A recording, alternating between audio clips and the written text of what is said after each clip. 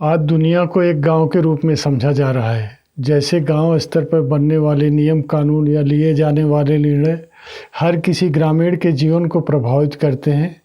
ठीक उसी तरह से राष्ट्रीय अंतर्राष्ट्रीय स्तर पर लिए जाने वाले निर्णय या बनने वाले नियम कानून हर किसी के जीवन को प्रभावित करते हैं। इसलिए ही हम दुनिया को ग्लोबल विलेज के रूप में देखते हैं।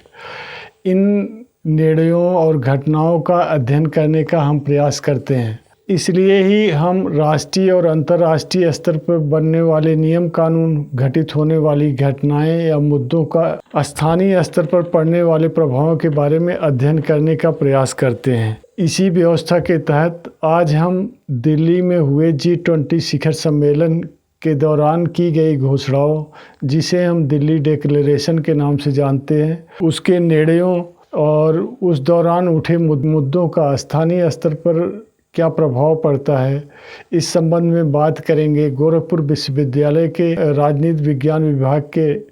प्रोफेसर डॉक्टर महेंद्र कुमार सिंह से। नमस्कार, आप देख रहे हैं लाउड स्पीकर 90 FM के साप्ताहिक एपिसोड लोकल कनेक्ट पर चर्चा, और मैं हूं सुरेंद्र सिंह। और G20 शिखर सम्मेलन के बाद जो दिल्ली डिक्लेरेशन के नाम से जो कुछ सम्मेलन की फाइंडिंग थी, उनकी उपलब्धियों पे चर्चा करेंगे। उन उपलब्धियों का देश के स्तर पे और स्थानीय स्तर पे, दोनों स्तर पे जो प्रभाव होगा वो किस तरह का होगा, उसके बारे में आपसे जानकारी चाहिए। नहीं, देखिए, जो सबसे प्रमुख बात G20 का जो सम्मेलन था, जो पूरे विश्व का सबसे प्रभावशाली मंच है, उस सम्मेलन में जो भारत की अध्यक्षता में नई दिल्ली में आयोजित किया गया, कुछ प्रमुख बातें सामने आई। जो सबसे बड़ी बात थी वो ये थी कि किस तरीके से पूरे विश्व की अर्थव्यवस्था एक मंदी के दौर से गुजर रही है, खासकर कोविड-19 महामारी के बाद और रूस यूक्रेन युद्ध के बाद। ऐसे में भारत ने इस प्रकार की मंदी से किस प्रकार उबरा जाए, जब पूरा का पूरा एक असहमतियों का दौर है पूरे विश्व में, उसमें कैसे सहमति बनाई जाए, विश्व की समस्याओं का समाधान कैसे खोजा जाए, भारत ने अपने नेतृत्व में इस बैठक को आयोजित करके साबित कर दिया है। जो प्रमुख बातें निकल के आए, उसमें अफ्रीकन यूनियन को G20 की सदस्यता मिली। ये 55 देशों, अफ्रीकी देशों का समूह है, जिसमें ज़्यादातर विकासशील और गरीब देश हैं। तो एक तरीके से भारत, जो बार बार कहता है कि वो ग्लोबल साउथ की आवाज़ बनके, मतलब जो गरीब देश हैं, विकासशील देश हैं, उनकी एक आवाज़ बनके भारत उभरा और उनके मुद्दों को प्रमुखता से G20 के मंच पे उठाया गया। इसके अलावा जो दूसरी महत्वपूर्ण बात हुई, वो India middle east Europe corridor पे सहमति बनी। इस कॉरिडोर को बनाए जाने पे सहमति बनी। इस कॉरिडोर से ऐसा माना जा रहा है कि भारत बाकी विश्व से और बेहतर तरीके से जुड़ेगा। इसे चीन द्वारा संचालित शी जिनपिंग की जो महत्वाकांक्षी योजना है, बेल्ट एंड रोड इनिशिएटिव, उसके विकल्प के रूप में देखा जा रहा है। ऐसा माना जा रहा है कि जो बेल्ट एंड रोड इनिशिएटिव था, उसमें जो विकासशील देश थे, गरीब देश थे, वो चीन की कर्ज जाल में फंस गए हैं, और जो उनकी डेट ट्रैप डिप्लोमेसी जिसको कहते हैं, और इसकी वजह से ये एक विकल्प होगा उन विकासशील और कम विकसित देशों के लिए कि वो इस योजना का, महत्वाकांक्षी योजना का, इंडिया मिडिल ईस्ट और यूरोप कॉरिडोर, जो इकोनॉमिक कॉरिडोर है, उसका फायदा उठाएं। इसके साथ ही सिर्फ इकोनॉमिक कॉरिडोर नहीं होगा, इसमें हाइड्रोजन फ्यूल कनेक्टिविटी की बात हो रही है। इसमें हाई केबल जो है नेटवर्क, इन देशों के बीच केबल बिछाने की बात हो रही है। तो ये सिर्फ एक रेल और शिप लिंक नहीं होगा, बल्कि उसके अलावा बाकी विश्व को तकनीकी के जरिए किस तरीके से जोड़ा जाए, किस तरीके से जो हाइड्रोजन फ्यूल है, जो एक ऑल्टरनेटिव फ्यूल की बात हो रही है, उसमें जो है इन देशों को जोड़ा जाए, ये दूसरी प्रमुख बात थी। तो भारत इस पूरे मंच पे काफ़ी उम्मीदें थी, खासकर विकासशील और गरीब देशों को भारत से, और भारत उनकी उम्मीदों पे खरा उतरा, और जो गरीब देश हैं, जिसको जो ग्लोबल साउथ बोला जाता है, उन देशों की आवाज़ बन के उभरा। सर, जैसे जो ग्लोबल साउथ की बात आप कर रहे हैं, क्या ग्लोबल साउथ के साथ भारत अपना कद दिखाना चाहता है, या ग्लोबल साउथ का पोटेंशियल जो है, इकोनॉमिक पोटेंशियल है, उसका यूटिलाइजेशन करना चाहता है। सपोज वहाँ के देश छोटे छोटे व्यापार में बहुत ज़्यादा कनेक्ट नहीं है, तो क्या ये इसमें इनको G21 करा करके उनको इसके माध्यम से भारत वहाँ से व्यापार और इन सब में अपनी सुविधाएं देना चाहता है, जिससे वहाँ से आना जाना वो ज़्यादा हो सके, यहाँ का सामान वहाँ ज़्यादा जा सके, वहाँ का यहाँ ज़्यादा आ सके, और ये और सारे रास्ते खुल सकें। या एक अपना कद दिखाने के लिए कि चीन भी उन्हें अपनी तरफ झुकाव उनका बनाने के लिए लगा हुआ है। अगर आपने देखा हो तो ब्रिक्स के समय भी ये इसको लेकर के कुछ रस्साकशी चल रही थी, बहुत खुल करके नहीं आए, लेकिन ये साउथ अफ्रीकन कंट्रीज को लेकर के कुछ था मामला तब भी। नहीं देखिए, बहुत से ऐसे साउथ अफ्रीकन कंट्रीज हैं जहाँ पे चीन व्यापार कर रहा है, क्योंकि साउथ अफ्रीकन जो कॉन्टिनेंट है, अफ्रीकन जो कॉन्टिनेंट है, वहाँ पे जो प्राकृतिक संसाधन है वो बहुत ज़्यादा हैं, बहुत जो है प्रचुर मात्रा में है। तो चीन की कोशिश हमेशा से रही है कि वहाँ पे पैठ बनाई जाए, लेकिन चीन की जो एक उपनिवेशवादी नीति है उसमें ये देखा गया, जो कॉलोनियल जो साम्राज्यवादी नीति है, वैसा देखा गया कि कई ऐसे अफ्रीकी देश चीन के कर्ज जाल में फंस गए और उनको अब नया रास्ता नहीं मिल रहा है। तो भारत की कोशिश है कि केवल अफ्रीकी देश नहीं, पूरे जो पृथ्वी के दक्षिणार्ध में जितने भी देश हैं, खासकर जो विकासशील और गरीब देश हैं, उनको जो अंतर्राष्ट्रीय आर्थिक संस्थाएं हैं, IMF है, वर्ल्ड बैंक है, उनको आसान शर्तों पे लोन मिले, तो जिससे वो किसी एक देश पे कर्ज के लिए निर्भर ना हो, अपने इंफ्रास्ट्रक्चर डेवलपमेंट के लिए निर्भर ना हो। अगर उनकी अर्थव्यवस्था किसी मंदी के दौर से किसी कारणवश भी गुजर रही है तो उनको किसी एक देश पे ना निर्भर होना पड़े, बल्कि उनको इन अंतर्राष्ट्रीय संगठनों से मदद मिले। और यही सबसे प्रमुख बात है जो भारत ने ब्रिक्स में भी उठाई। वहां पे भी एक डेवलपमेंट बैंक सेटअप करने की बात हुई कि किस तरीके से जो विकासशील और कम विकसित देश हैं उनको आसान शर्तों पे लोन, ग्रांट, जो वित्तीय सहायताएं हैं वो अंतर्राष्ट्रीय मंचों से मिले। तो वही भारत ने सिर्फ अफ्रीकन यूनियन को साथ लाने की बात नहीं है, अफ्रीकन यूनियन को साथ लाके भारत ने एक संदेश दिया कि इस महत्वपूर्ण आर्थिक मंच पे, जो सबसे प्रभावशाली विश्व का आर्थिक मंच है, उस पे वहां पे विकासशील और कम विकसित देशों की आवाज उठाई जाए, उनकी अर्थव्यवस्था किस तरीके से बेहतर बनाई जाए, वहां पे किस तरीके से जो इन्वेस्टमेंट है, निवेश हो, किस तरीके से उनके साथ जो विकसित देश हैं और अभी जो अंतर्राष्ट्रीय अर्थव्यवस्था से जुड़ी अंतर्राष्ट्रीय संस्थाएं हैं, चाहे IMF हो, चाहे वर्ल्ड बैंक है, इन पे हमेशा ये आरोप लगता आया है कि ये विकसित देशों के प्रभाव में कार्य करती हैं और जो विकासशील देशों की परेशानियां हैं या कम विकसित देशों की परेशानियां हैं उसको नहीं हल करती हैं। जैसे काफी जो इंटरेस्ट पे लोन है वो उसके रेट हाई हैं, उनके टर्म्स कंडीशन बहुत कठिन होते हैं जिसपे उनको लोन दिया जाता है, उसको आर्थिक रिफॉर्म से जो है, इकोनॉमिक रिफॉर्म से उनको टाई अप किया जाता है, जो कई विकसित विकासशील देश या अविकसित देश करने में अपनी राजनीतिक स्थिति को देखते हुए सक्षम नहीं होते हैं। तो ये भारत की कोशिश है कि जो आर्थिक रूप से जो सक्षम देश हैं वो मदद करें। इसके अलावा जो सबसे एक और महत्वपूर्ण बात हुई कि किस तरीके से विकसित देश अपनी टेक्नोलॉजी ट्रांसफर की बात भी भारत ने उठाई कि अगर आप चाहते हैं कि क्लीन एनर्जी का टारगेट वो हो, हम प्राप्त करें जो मिलेनियम डेवलपमेंट गोल्स के अनुसार, जो क्लाइमेट चेंज पैक्ट हैं उनके अनुसार, तो हमें कोशिश करनी होगी कि विकसित देश जो टेक्नोलॉजी उनके पास है, clean technology, high and technology, वो भी दें विकासशील और कम विकसित देशों को। तो इसमें सिर्फ भारत का कद बढ़ाने की बात नहीं है, इसमें बात है जो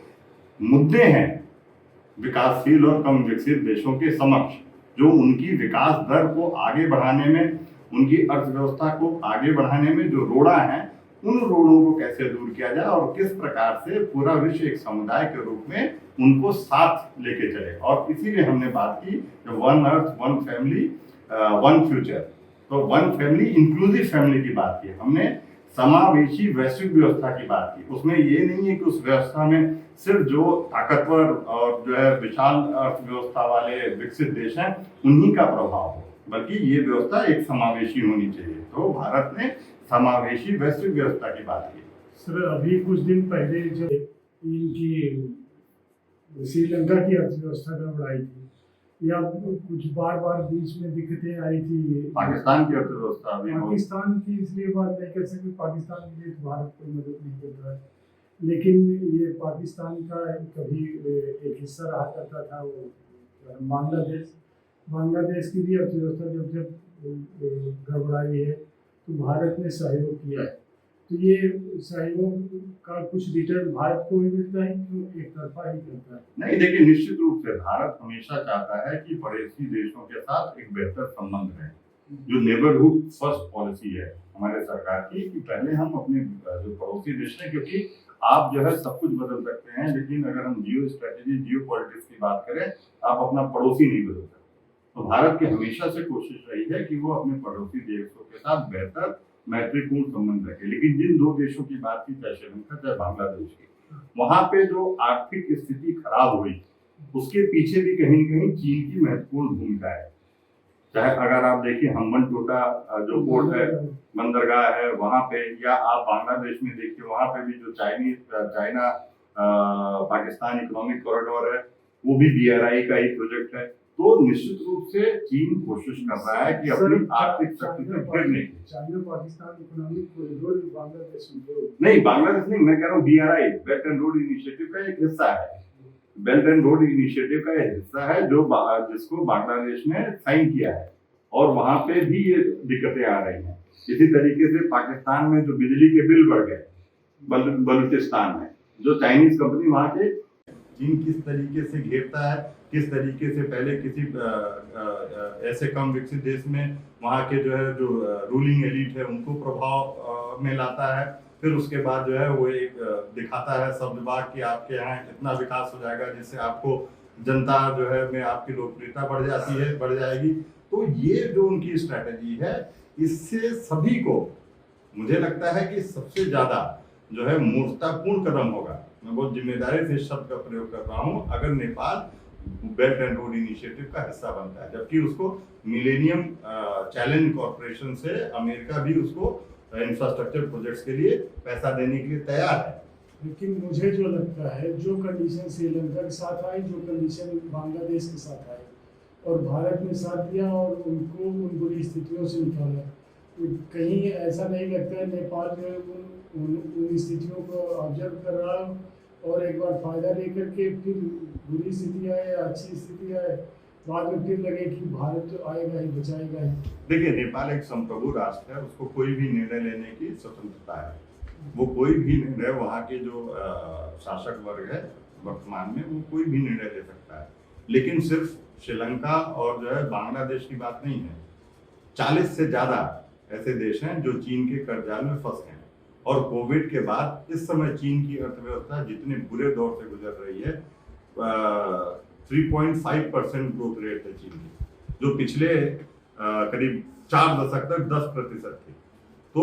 चीन जो है उनका कर्ज माफ नहीं कर सकता है।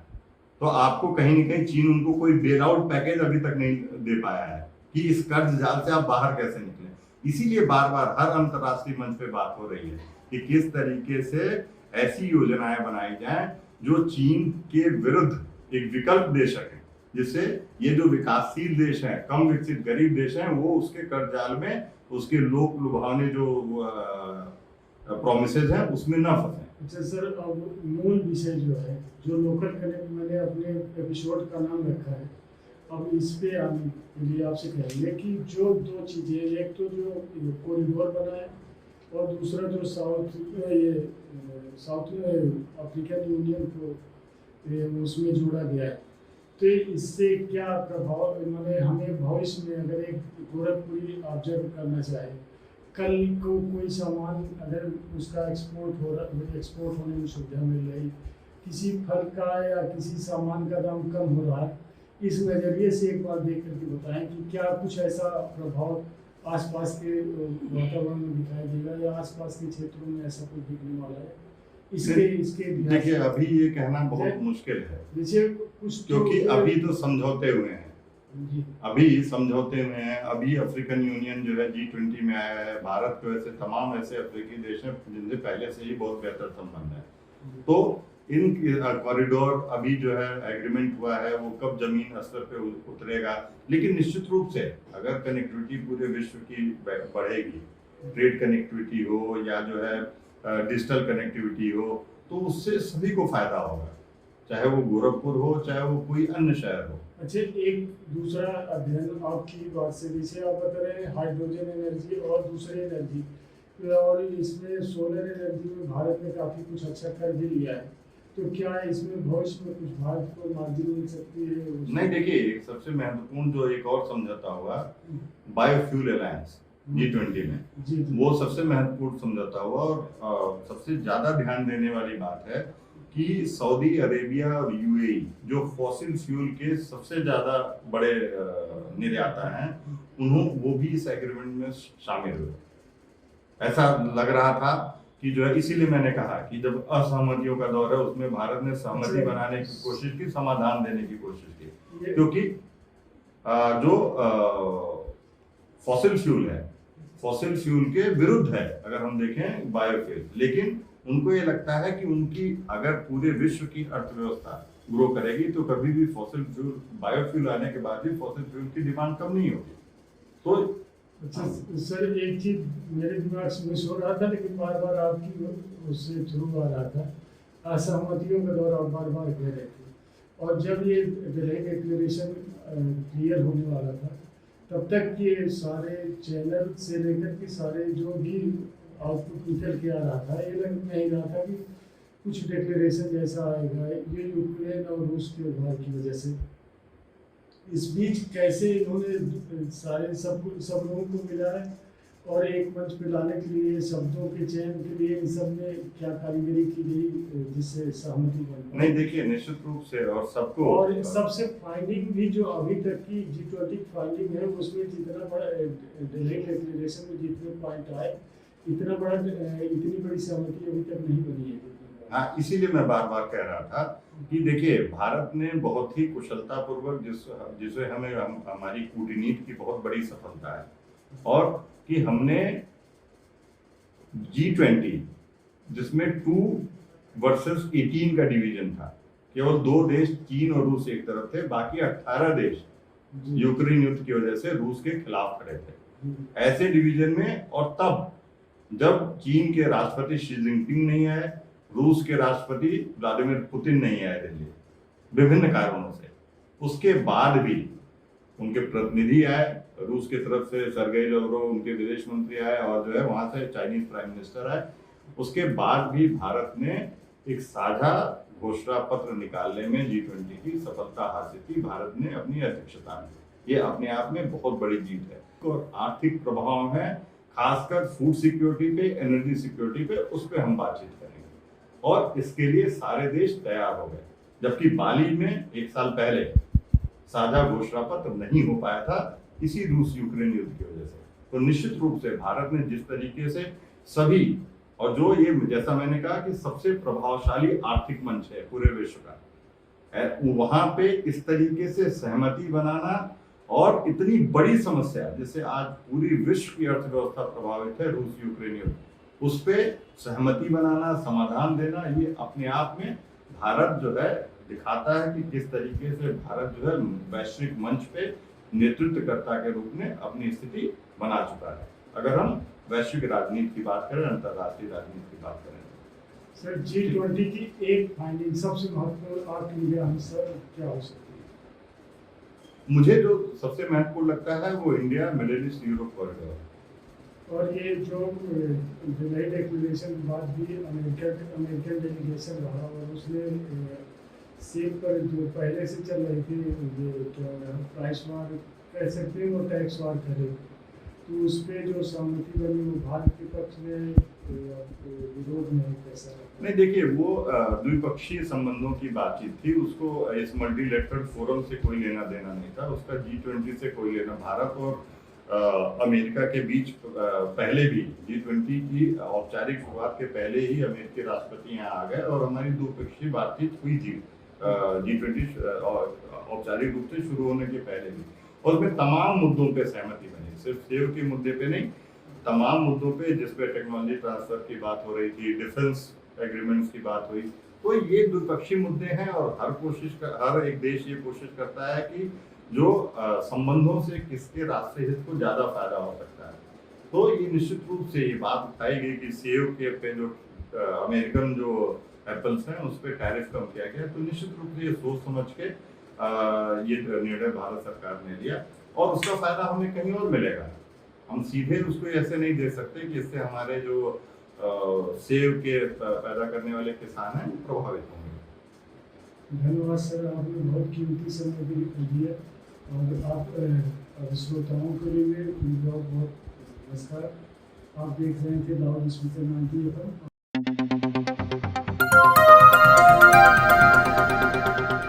बजाओ जरा झूम के बजाओ, बजाओ बजाओ जरा झूम के बजाओ।